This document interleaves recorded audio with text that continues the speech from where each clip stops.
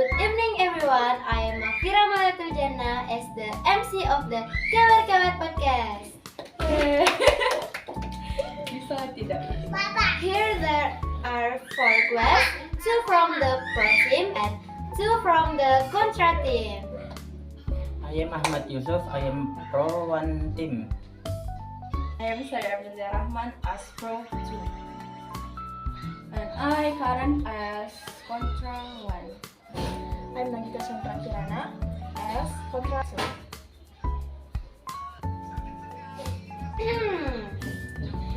Alright.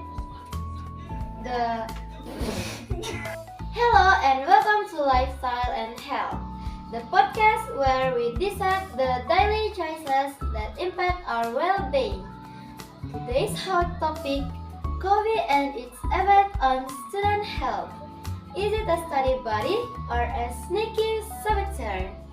Let's find out. We have 2 Contra speakers arguing against COVID and 2 Pro speakers making the case for it.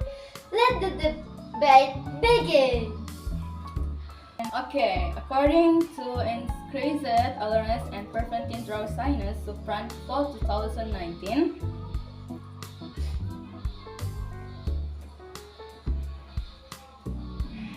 COVID's immediate effects might seem helpful, increased awareness and energy, but relying on it can disrupt sleep patterns.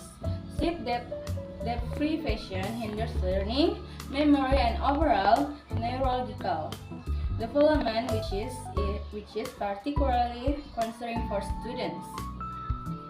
But in moderation, coffee can significantly boost academic performance. It increases energy levels, improves focus, and extends cognitive abilities. For students juggling lectures, exam, and late night study sessions, coffee can be a safer alternative than prescription drugs like Ritalin or Adderall. The problem is that caffeine can lead to dependence. Some people might find it difficult to reduce consumption.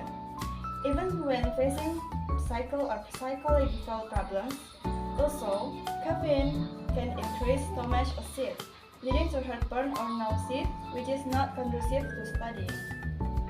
Okay. It depends on individual tolerance. 1 or 2 cups of coffee in the morning can improve memory, focus, energy, and mood. Plus, coffee is much safer than actual drugs. The key is moderating intake and avoiding it later in the day to prevent sleep disruption.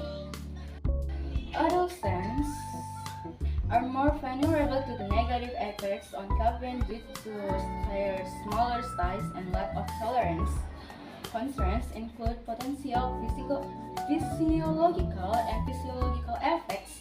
Some research suggests that caffeine interferes with sleep and learning among adolescents rodents, which hinders normal neurological development that is noticeable into adulthood. We need to remember that individual responses to caffeine vary.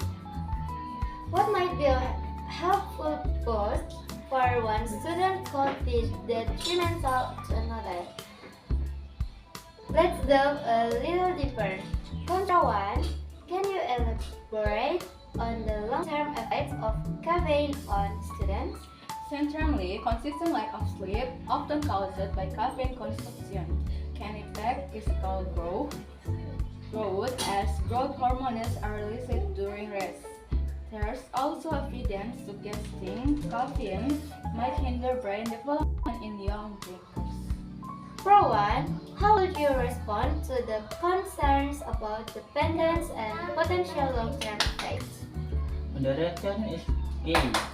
The FDA recommends limiting caffeine intake and avoiding it in the evening. Students should also be mindful of their overall caffeine consumption from all sources, including chocolate, tea, and energy drinks.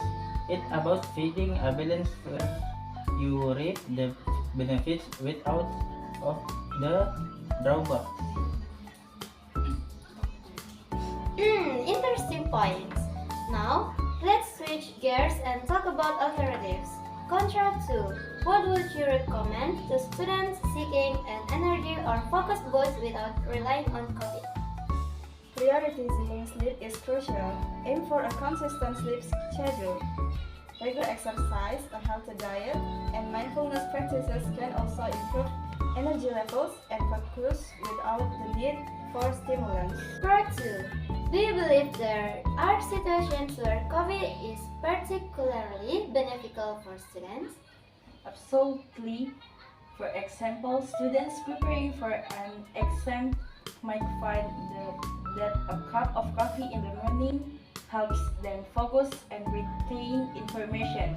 However, it shouldn't become a crutch, and they should prioritize sleep and healthy habits in the long run. Thank you. Now, let's talk about a related topic. Many students are turning to podcasts for educational content. Does caffeine play a role here, Contra? 2. Podcasts are great for expanding knowledge, but if you need caffeine to focus, there may be an issue with the content being presented, or even the student's mood. Pro 1.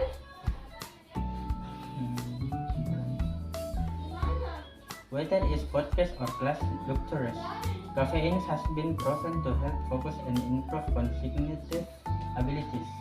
Thank you. We're nearing the end of our debate. Let's go to closing statements. Contra 2, can you summarize your position? In conclusion, while coffee may offer temporary benefits, the potential risks to sleep, brain development, and overall health outweigh the advantage for students. Prioritizing healthy habits and seeking alternatives is a more sustainable approach. Pro 2, your final thoughts? Coffee, when consumed in moderation and responsibly, can be a valuable tool for students seeking to enhance their focus and energy levels. It's about making informed choice and prioritizing overall well-being. So, is coffee good or bad for student health? The answer, it seems, lies in moderation, individual awareness, and a commitment to a healthy lifestyle. Students need to be aware of their caffeine intake, its effect on their sleep, and potential long-term consequences. They should also explore healthy alternatives for energy and focus. Ultimately, the decision rests with each individual student, weighing the potential benefit against the risk. 1, 2, 3. What do you think? Let us know the thoughts on social media using hashtag lifestyle and health podcast, and be sure to tune in next week for another exciting discussion.